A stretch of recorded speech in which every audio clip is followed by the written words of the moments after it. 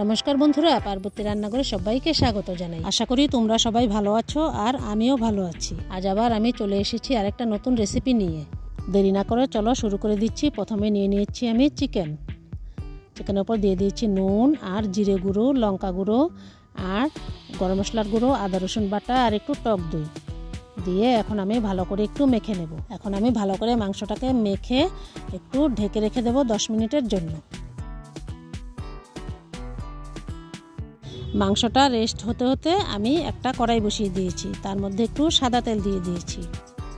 তেলটা একটু গরম হয়ে যাওয়ার পর দিয়ে দিচ্ছি পেঁয়াজ কুচি দেওয়ার পর আমি একটু নেড়ে চেড়ে দেব। পেঁয়াজটা হালকা ভাজা হওয়ার পর দিয়ে দেব আদা রসুন, তারপর টমেটোর টুকরো আর কয়েকটা কাজু বাদাম আর উপর থেকে একটু নুন ছড়িয়ে দিয়েছি। তারপর আবার নেড়ে চেড়ে দেব। এভাবে নেড়ে চেড়ে আমি একটু ভেজে নেব।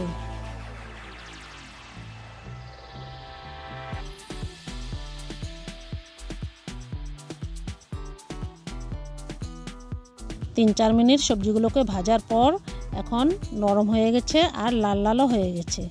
এখন আমি নামিয়ে নেব, একটু ঠান্ডা করে নেব। ঠান্ডা করার পর আমি একটা মিক্সি জারের মধ্যে দিয়ে দিয়েছি আর একটা স্মুথ পেস্ট বানিয়ে নেব। এখন আবার আমি কড়াইয়ের মধ্যে একটু তেল দিয়ে দিচ্ছি। তেলটা হালকা গরম হওয়ার পর আমি এখন চিকেনগুলোকে এক এক করে দিয়ে দিচ্ছি তেলের মধ্যে।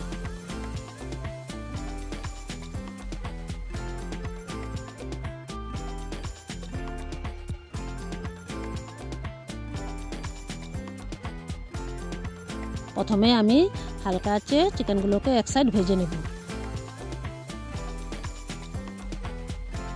এক সাইড লাল লাল হওয়ার পর এখন আমি সবগুলোকে উল্টে দিচ্ছি। উল্টো সাইডটাকেও আমি এভাবে হালকা আঁচে লাল লাল করে ভেজে নেব। চিকেনগুলোকে এভাবেই আমাদের হালকা আঁচে ভাজতে হবে, যাতে চিকেনের ভিতরটা পুরোপুরি কুক হয়ে যায় আর ভাজার পর যেন চিকেনের ভিতরটা জুসি জুসি হয়।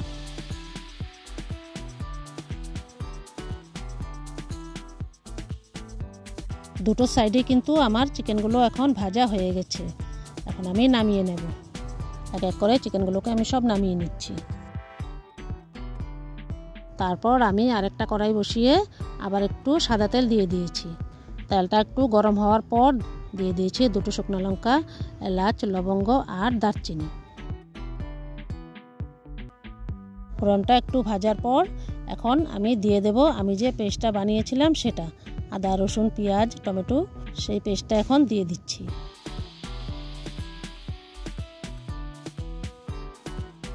এখন আমি নেড়ে চেড়ে সব কিছুকে একসাথে মিশিয়ে দেব।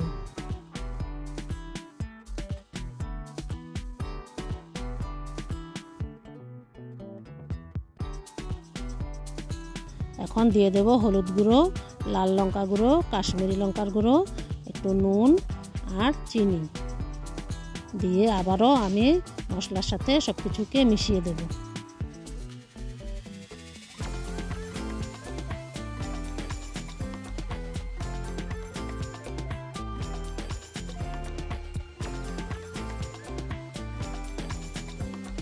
এখন একটু দিয়ে দিচ্ছি জিরে গুঁড়ো।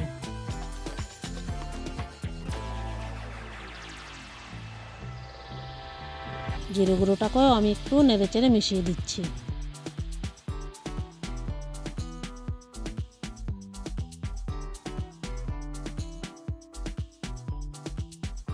এখন একটু জল দিয়ে দিচ্ছি যাতে মশলাটা নিচে লেগে না যায়। তারপর একটু নেড়ে চেড়ে দেব। এভাবে হালকা আঁচে আমি মশলাটাকে ভালো করে কষিয়ে নেব আর একটু শুকনো করে নেব। মশলাটা আমার ভালো মতো কষানো হয়ে গেছে। এখন আমি পরিমাণ মতো জল দিয়ে দেব। জলটাকে মশলার সাথে ভালো করে মিশিয়ে দেব আর একটু অপেক্ষা করব ঝোলটা ফুটে ওঠার।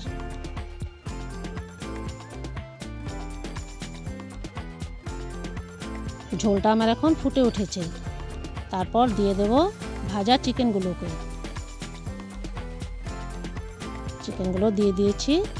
তারপর নেড়ে চেড়ে মিশিয়ে দেব। এখন আমি চিকেনের সাথে ঝোলটাকে আরও কিছু সময় ফুটাবো, যাতে চিকেনের ভিতরে ঝোলটা পুরোপুরি ঢুকে যায়।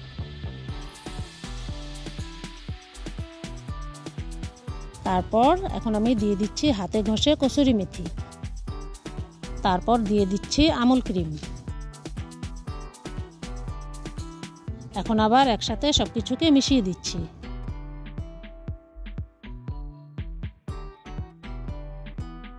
এখন আমি শেষে দিয়ে দিচ্ছি বাটার, তারপর ঢেকে রেখে দেব আর গ্যাসটাকে অফ করে দেব। তারপর নামিয়ে পরিবেশন করলে রেডি আজকের আমার চিকেন বাটার মশলা। তাহলে বন্ধুরা গরম গরম রুটি বা নানের সাথে বানিয়ে ফেলো চিকেন বাটার মশলা। তাহলে হোটেলে বা রেস্টুরেন্টে না গিয়ে বাড়িতেই বানিয়ে ফেলো চিকেন বাটার মশলা। আর এমন ভিডিও আরও দেখতে চাইলে আমার চ্যানেলটাকে লাইক শেয়ার সাবস্ক্রাইব করে দিও। আর বন্ধুরা আজকের রেসিপিটা ভালো লাগলে আমাকে কমেন্টে নিশ্চয়ই জানিও। তাহলে আজ এখানেই বিদায় নিচ্ছি, দেখা হচ্ছে অন্য কোনো রেসিপি নিয়ে। ততক্ষণ টাটা, সবাই ভালো থেকো, সুস্থ থেকো আর আমার সাথে থেকো। ভিডিওটাকে পুরো দেখার জন্য ধন্যবাদ।